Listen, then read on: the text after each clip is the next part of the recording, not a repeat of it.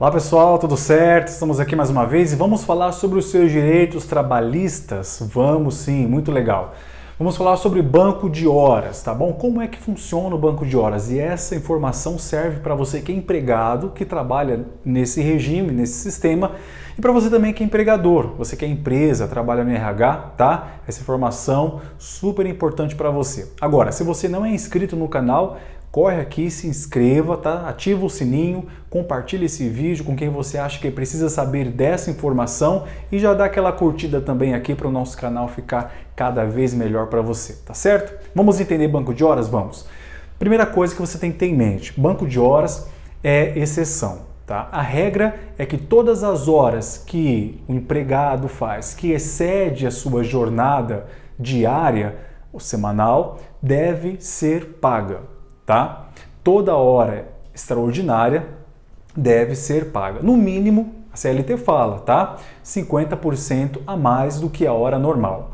O acordo coletivo, a convenção coletiva pode determinar que seja um percentual maior, mas pelo menos 50%. Essa é a regra.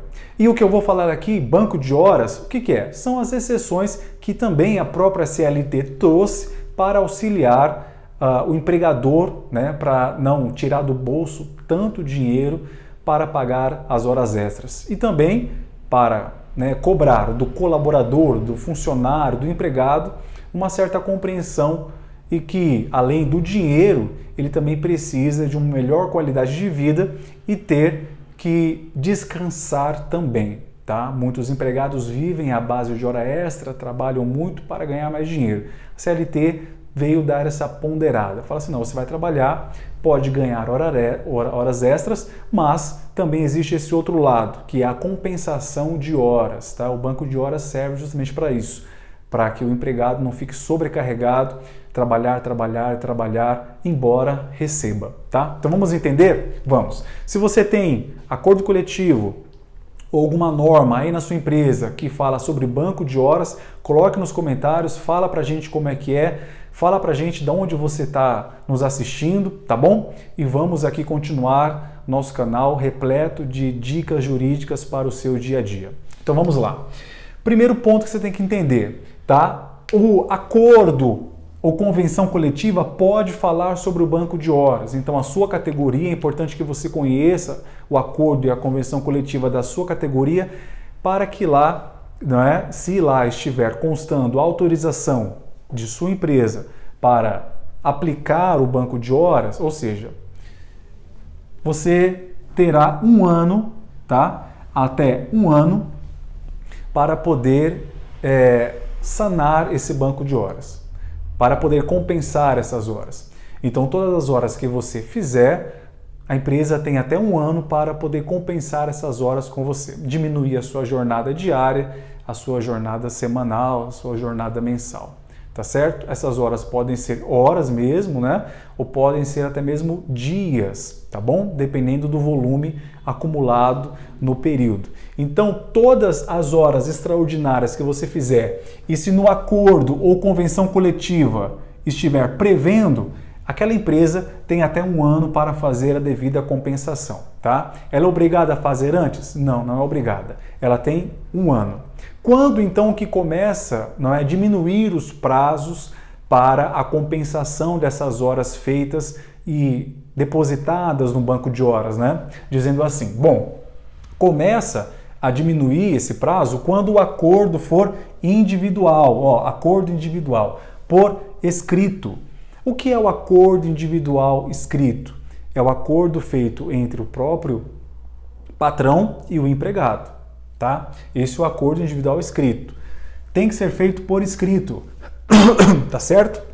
E aí, o prazo que a empresa vai ter para fazer a compensação daquelas horas é de 6 meses, tá certo? Então, empresa e empregado fazem um acordo por escrito, estabelecendo ali a compensação de horas em banco de horas, e esse acordo escrito vai dar condições para a empresa dar até 6 meses, tá? Para poder fazer essa quitação, para poder conceder essas horas, tá certo? Então, recapitulando, acordo coletivo ou convenção coletiva dá à empresa até um ano para compensar as horas. Acordo individual por escrito com o empregado, diretamente com o empregado, dá à empresa até 6 meses para poder compensar as horas, tá? E agora, o acordo individual, mas que seja tácito ou por escrito, tem que ser compensado no mesmo mês, tá? O acordo individual por escrito aqui nós falamos é idêntico. Agora, o que é o tácito? O tácito é aquele que não é escrito, é aquele que é combinado apenas verbalmente, ou aquele que nem mesmo é combinado verbalmente, mas é praticado dia a dia. E por conta daquela prática acontecer e ninguém contestar, não é? Aquela prática reiterada diariamente, mês após mês, ano após ano, acaba se transformando num contrato tácito. Ou seja, houve a aceitação de ambas as partes e o cumprimento de ambas as partes.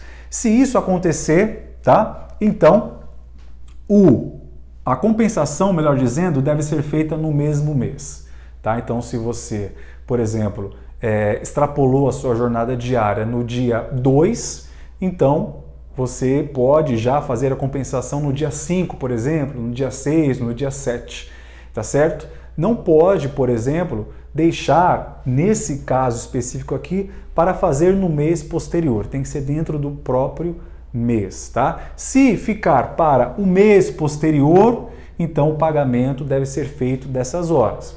Aqui é a mesma coisa. Se ficar para depois de 6 meses, o pagamento das horas que não foram compensadas devem ser pagas. E se aqui ficar para mais de um ano, as horas não compensadas também devem ser pagas como horas extras, tá certo? Bom, acabado esse ponto, vamos a um detalhe importante. Na rescisão, né? Acontece que você de repente esteja nesse regime aqui, no segundo ou no terceiro, em qualquer deles. Se houver saldo de horas lá no banco de horas e acontecer a sua rescisão, tá?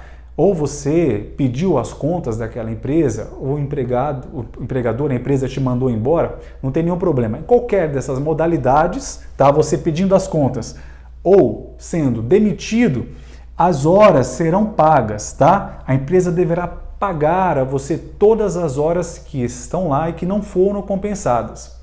E com qual base a empresa vai pagar essas horas? De repente você tem horas lá acumuladas, e no decorrer do tempo você teve uma promoção, houve um aumento de salário, não é? Você ganhava 1.200 e agora está ganhando 1.500. Quando você fez as horas extras para o banco de horas, você ganhava R$1.200. E agora, na sua rescisão, você está ganhando R$1.500. Não é? E você tem lá algumas horas. Com base em qual salário que a empresa vai pagar para você essas horas? Não é? Olha, a própria CLT fala que vai ser com base no salário na data da rescisão. Então, as horas extras que estiverem acumuladas no momento da sua rescisão é com base no salário daquela época, a época da rescisão, é que as horas não compensadas que serão pagas. Perfeito? Não é no salário do momento em que as horas foram realizadas. Não. É no momento da data da rescisão. Qual é o seu salário? Se o salário for o mesmo, né, então não tem o que discutir. Agora, se o seu salário ficou maior na data da rescisão, é com base no salário dessa data que você deverá ser remunerado pelas horas que estavam no banco de horas e não foram devidamente compensadas. Perfeito? Então, qualquer descumprimento desses períodos, a empresa deve pagar as horas como horas extras. Tá? Agora, se ocorrer tudo na conformidade que foi explicado aqui, não há o que reclamar, existe e deve existir, eu acredito, uma cooperação entre empregados e empregadores, tá certo? Para o bom funcionamento da economia da sua empresa e a economia também do nosso Brasil, tá certo? Então, se você tem comentários a fazer, coloque aqui, tá certo? Mais informações nos próximos vídeos do canal. Até mais!